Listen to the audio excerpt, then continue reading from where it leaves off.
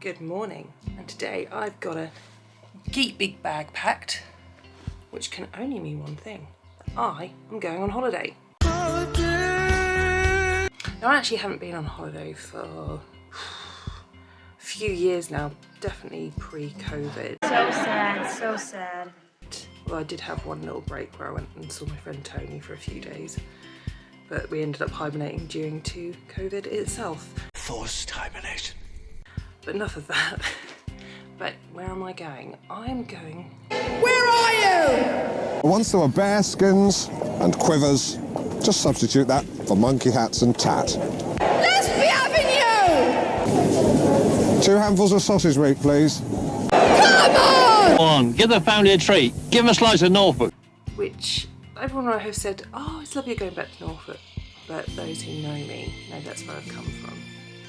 And when I left Norfolk 2.5 years ago, it wasn't in the greatest circumstances. And this is the first time I've gone back. And I'm really looking forward to catching up with my folks and family. But I can't deny I'm a little bit apprehensive. I don't know how I'm going to feel. It will be nice to see all the old places I used to hang out or where I used to live. But in some ways, there are still a lot of demons there. It might be absolutely fine. I might be quite emotional, but I think it'll probably be quite cathartic, and the time feels right. I don't think before now I could have gone back. I wasn't really ready, but there's been enough time and distance between then, so hopefully I'll have a fantastic trip. Also, I've packed way too much, literally. I don't know why. I'll probably stay there a month. Hell to the no. Not that I'm going to. But I could. Mum's probably going to panic. She'll probably think I'm moving back in.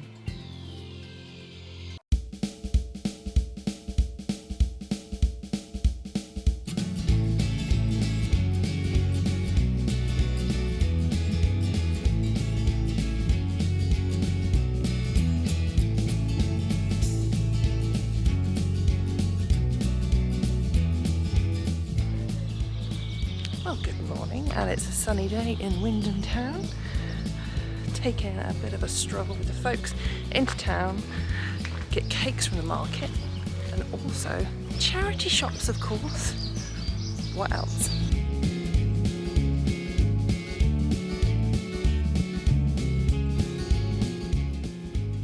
Unfortunately, the charity shops ended up being a bit of a bust, but I did find this fantastic vintage dinner gong. Wymondham, or Wymondham as it's spelt, is the market town we moved to after we left the farm. At the heart of the town is the market cross. It used to be a notorious place for the local teens to hang out beneath it eating their chips. But these days it's home to the local tourist information, and beneath it you're more likely to find the local WI selling their jam rather than teenagers bothering the locals. But we haven't come all this way for jam. Today is market day, which means we get to visit my mum and stepdad's favourite cake stall.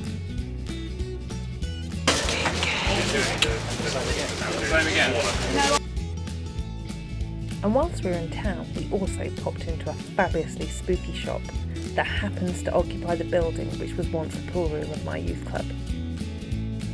I can't tell you the amount of hours I must have spent in this room, but I can't say I very often played pool.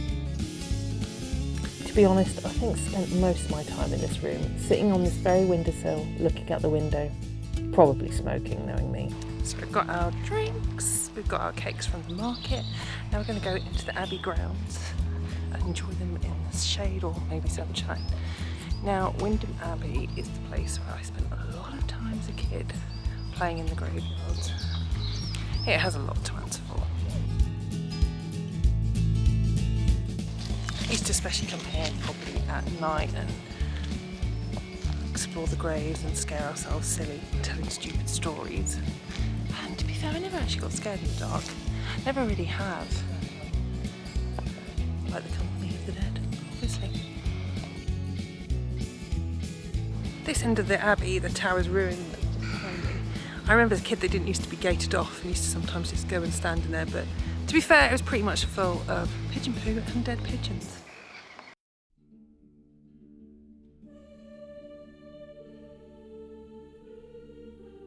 The impressive Wymondham Abbey is home to a host of angels which adorn the vast ceiling of the nave.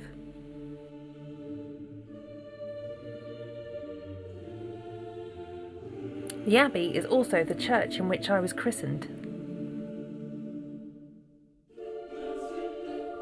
But its most striking feature has to be the beautifully gilt reredos by Ninian Compa. For some reason, when I was a teenager, it was a bit of a tradition in Wymondham on Christmas Eve to get very, very, very drunk. I know, so out of character. And then, about 11 o'clock, when the pubs used to kick out, we used to come to the Abbey to midnight mass, which wasn't the greatest idea because he used to always give you a candle. And a friend of mine who was sitting next to me was even more worse for wear than I was. And accidentally set fire to her hair, but she didn't notice for a while. It was burning up the front and we had to blow it out. Terrible behaviour. Sorry, Mum.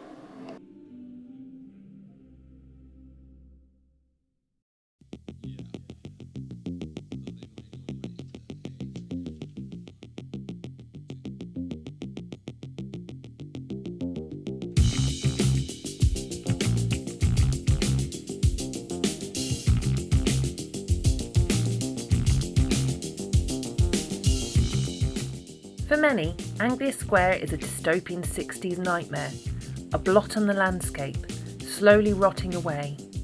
But for me, it was part of the neighbourhood I lived in for nearly 20 years. In fact, many of the buildings that make up the complex were abandoned long before I moved to the area. With redevelopment on the horizon, I returned to find even more empty shops and units than before.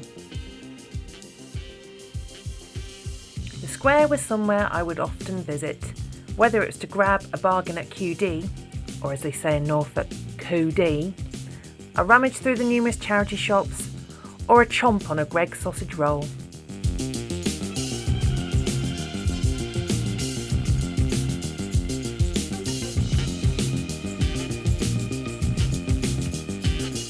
The square, it pretty much has it all, including its own range of interesting characters and inhabitants.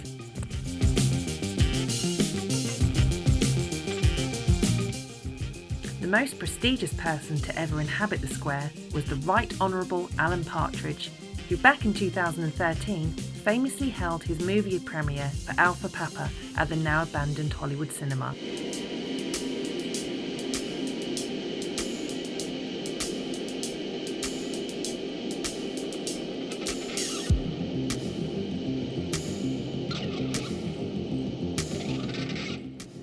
Sadly, a film premiere wouldn't be enough to save the square, as plans to demolish and redevelop the site have just been approved after a 7-year battle with the City Council.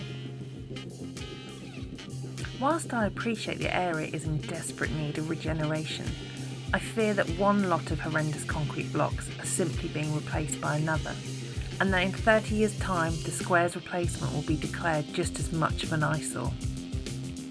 No doubt some of my feelings are down to my own sentimentality and nostalgia, but it's also in part to hating how so many of our cities and towns have become cookie-cutter copies of each other, bereft of the character and charm that once made them unique.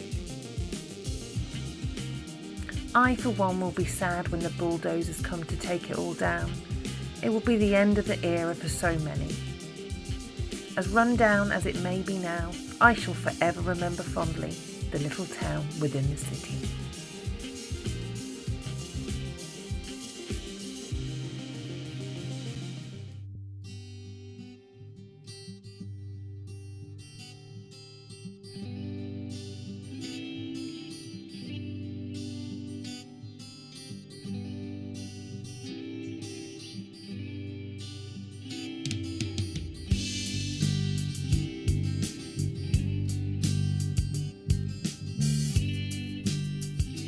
This has to be my favourite place in Catton Park and a very, very important place to me. I'm currently standing under one of the many beautiful oak trees of the park, but this one is the one in particular I used to always sit under after I'd had a run or a walk around the park, and I would just sit here.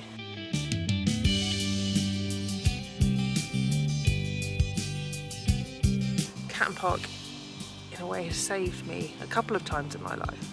When I first got sober, I started running, and I used to run here, and that was so good for my mental health and clear my mind and just gather my thoughts. And also, before I left and during lockdown, and I suppose when my life was going to shit, to be honest, I used to come here and sit under the tree. I used to also make phone calls and speak to people that I wasn't really supposed to be speaking to here, and it became a sanctuary. It became a safe place. It became a space that I could have that I couldn't have in the claustrophobic situation I was in.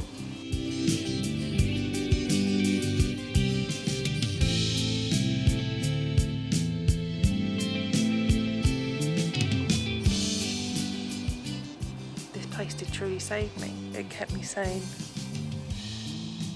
It was always my escape route. Even if that was just for a few hours, once a day, a few times a week. It was always here. I could watch the changing seasons, and it didn't really matter what weather it was. If it was raining, I'd run, get soaked, but I could then sit under the tree and shelter, gather my thoughts.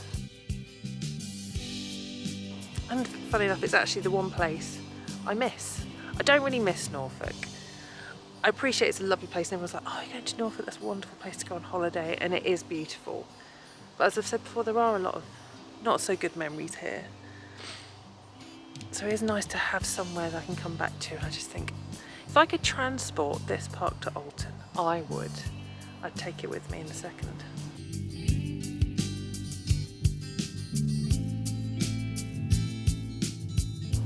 I think I also had a lot of revelations in this park.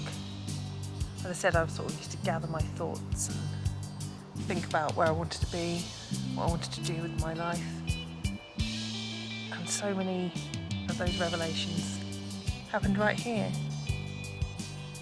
I had the clarity to realise I needed to go. The situation I was in was not a good one. It also gave me the strength to take a chance on a new life. New life, new love. Best decisions I ever made. And I have to thank Catton Park for the part it played in it. It truly did. And even now, sitting here under the tree, I can't quite believe the place I was in when I last sit here. Probably is over 3 years ago when I started coming again, until I left.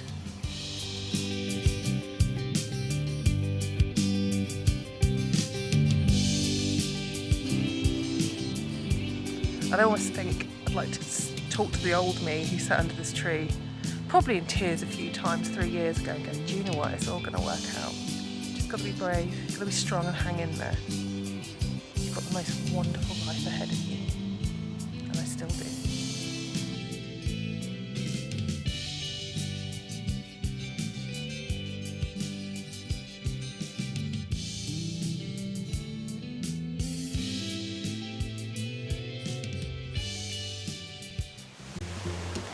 Today I'm at my favourite seaside, Great Yarmouth.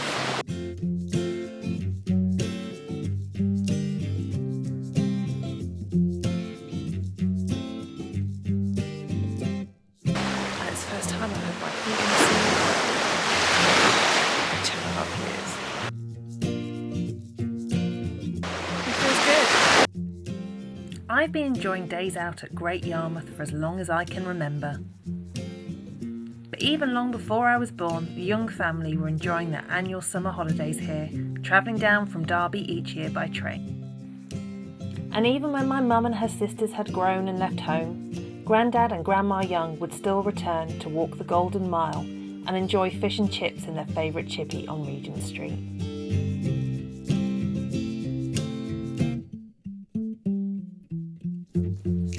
For me, Yarmouth is synonymous with fun times, sweet treats and all the fun of the fair. It's undoubtedly where my love of theme parks and nostalgia for old school fairgrounds and attractions began. And who can resist the pleasure of a scalding hot seaside donut?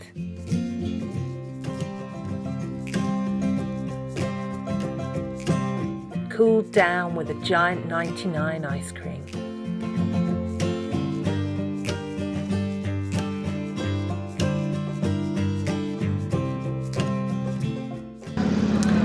time I was in Yarmouth, it was March 2020. It was just about when everything was about to get locked down and most of the arcades were shut, but Merrivale, the model village, that was open for free for people to have a look around. And that is where we're going now because it's one of my favourite places in Yarmouth.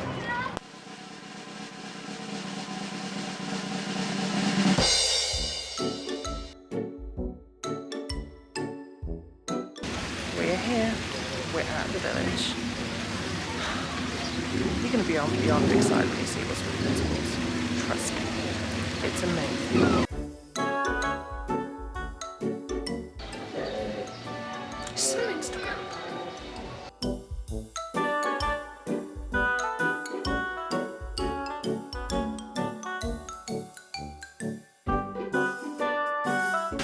Is that the new friend? It's pretty cute.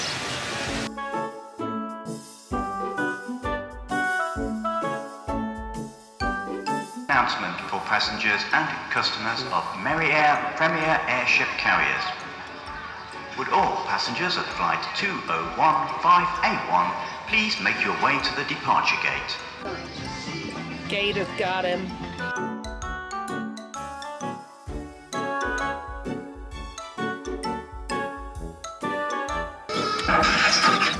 Dad, the car's broken.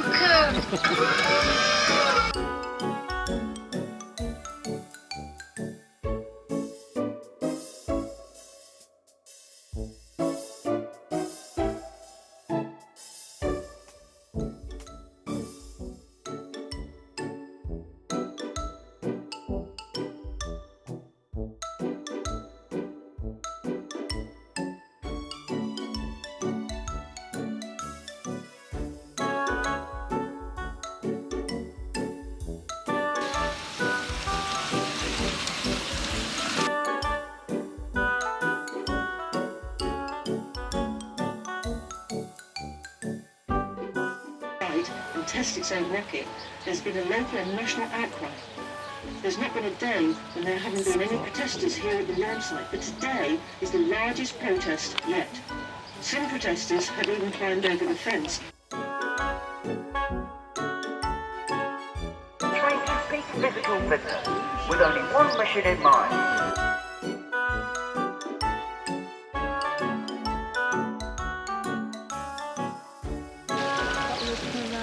You hungry?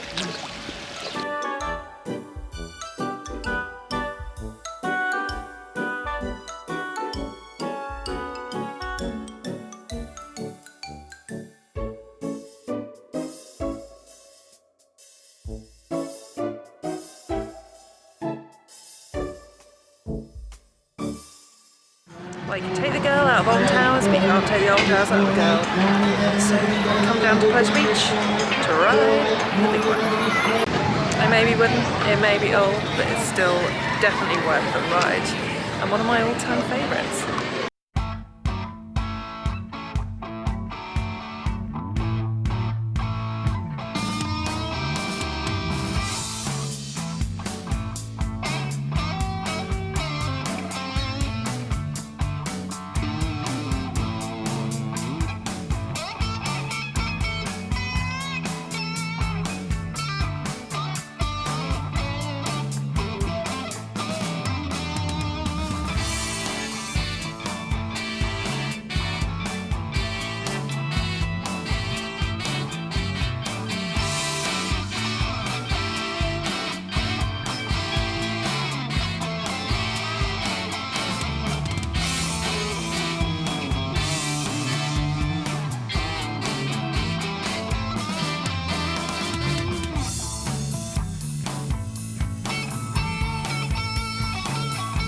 Completely obscene.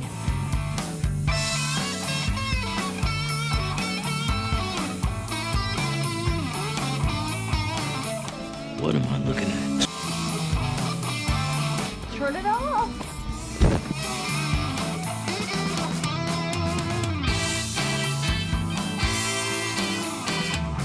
Those are nice beans up there. I like.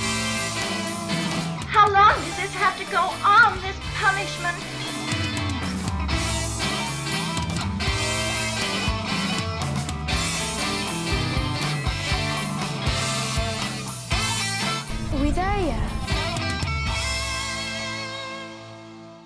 Thank God for that.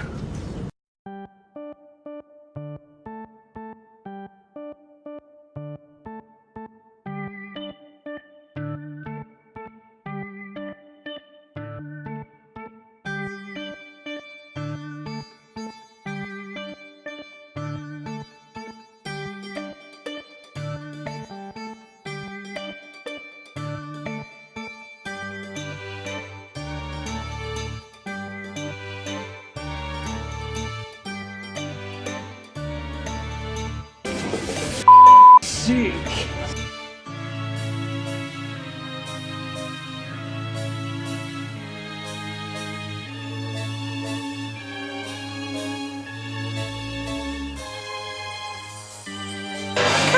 Manor, eat your heart out.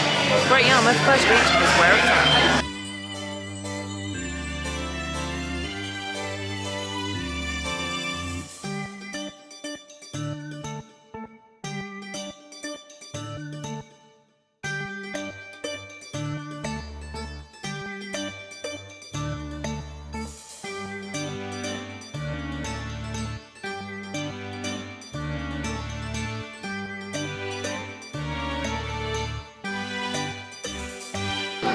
Whilst I am very much into my rides, there are some rides that I just a hard no way.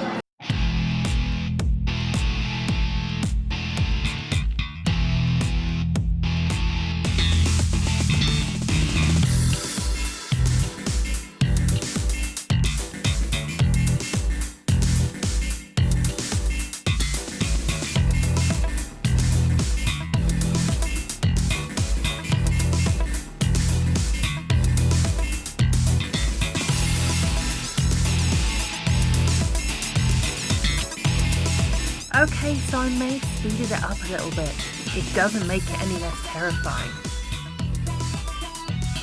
But who knew there'd be something even more scary than that along the seafront?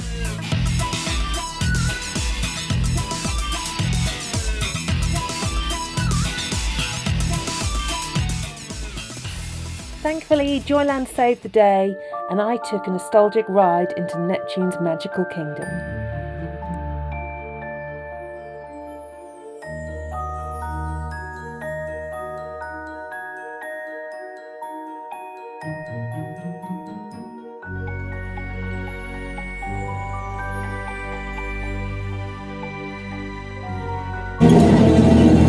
You're gonna need a bigger boat.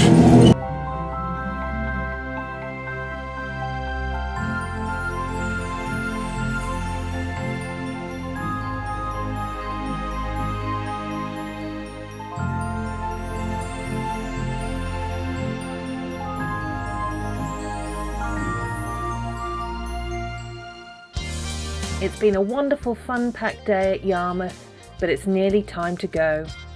But just one last stroll on the pier before we do.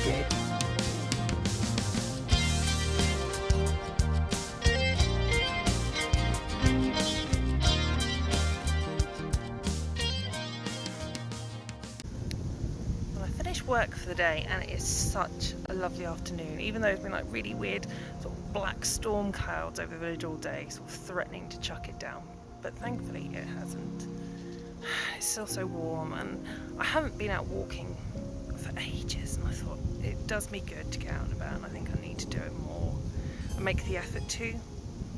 I mean, I think sometimes I think it's a bit of a, I don't know, indulgent, a decadence, when it really isn't. I've got so many wonderful places on my doorstep. And like I say, it does me good mentally, it de-stresses me, it makes my mind clearer. Seriously, it's just so beautiful, how could I not?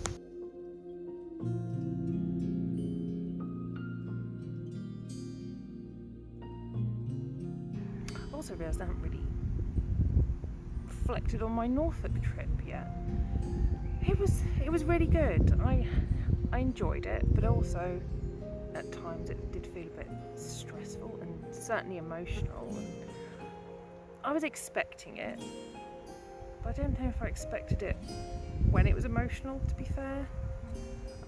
I was fine about it, but it was kind of surreal seeing places that I recognised. I mean, as I'm like coming in, I came a different route to what I've done in the past, and then all of a sudden you think, I recognise where I am, and it did feel surreal.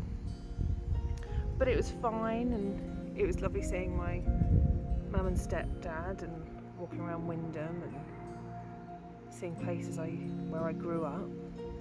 But it wasn't until actually I went into Norwich that I sort of had that first proper emotional hit of, I don't know what it was. It kind of hit me by surprise, because I was obviously I was looking forward to it. I enjoyed being in Norwich, but as I was coming into the city, I actually started shaking, and I was like, where is this coming from? And then I just broke down crying. And it wasn't like, I don't know, it's hard to say, I don't know if it was sad, it was happy tears, it was just really surreal, because it felt like this massive surge of emotion. Like I say, I knew I was going to be emotional going back. I'm not naive and think, oh, I'll just go back and it wouldn't feel anything.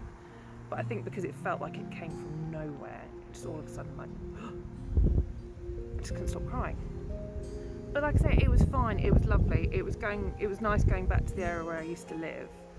But I have to say, walking down Magdalen Street and being Anglia Square, I did almost feel like it was a dream. Maybe I was disassociating, I don't know if that's the word, or I didn't really feel like I was there, although obviously it was kind of surreal. It was nice, but surreal. And I suppose an element of that also is because the last time I was there, it was still during COVID. There was lots of shops had started reopening, but it was kind of surreal being in Norwich anyway. I didn't actually go in the city centre, so maybe next time I go I will, because I think the last time I was in the city centre nothing was open. In fact, I can remember walking down like the main shopping street on a Saturday, and it was just obviously empty because nothing was open. I mean, there was a few people milling about, and there was times I remember standing in some of the busy roads in Norwich when it should have been rush hour, and you probably got run over or killed if you'd done that. So it's kind of, it's surreal because I'd left, and it's surreal because it's been a long time, but it's also surreal because it's seeing it go back to normal, and it's been a long time since I've seen it like that.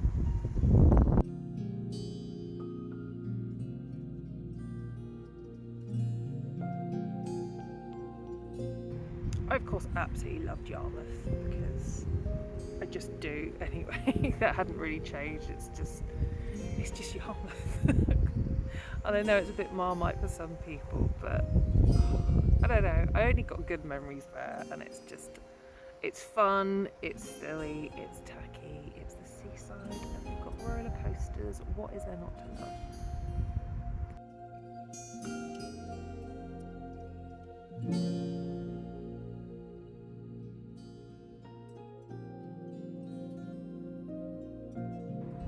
The other place I got emotional, and to be honest I knew I'd get emotional there, was Catton Park.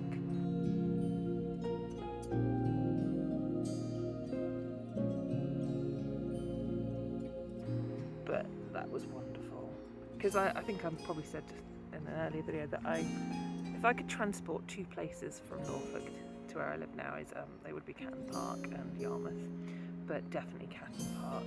I mean, it seems daft saying that when I've got this beautiful countryside like the Peak District on my doorstep, but there's something magical about that place because of all the things I've gone through in that place.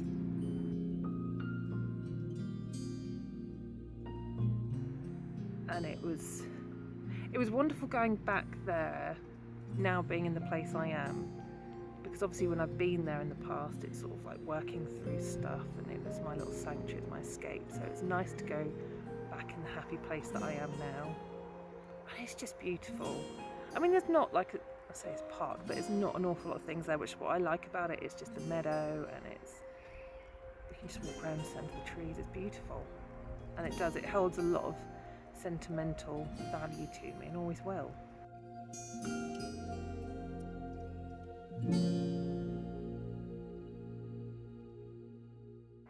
But it's definitely done me good having a visit.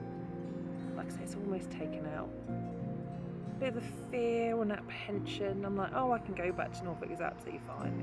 It's no big deal. It's just going back and seeing my mum, seeing my dad, and obviously sister and other family and stuff. So I know I can do it, and next time it's not going to be this big thing of, oh my goodness, I'm going back to Norfolk. It's just like, oh, I'm going back to Norfolk. And like I say, it'll be nice. I didn't to visit places because I didn't go to that many. I didn't want to. I had grander plans of like going here, going there, but then actually I thought no, just keep it simple. Go to a few places, spend some time with the family. So yeah, next time definitely I'd probably like to go in the city because I know a lot of things have changed in there. A lot of shops and stuff have closed down due to COVID, and things change when you haven't been there for a few years. So I'd like to see that. We shall see. Watch his space.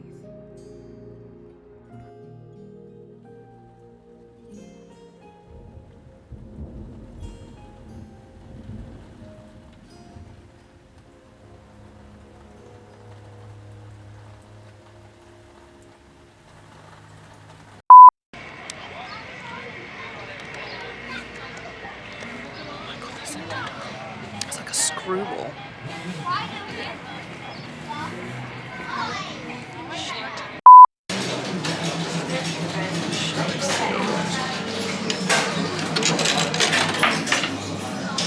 Just put your hand there.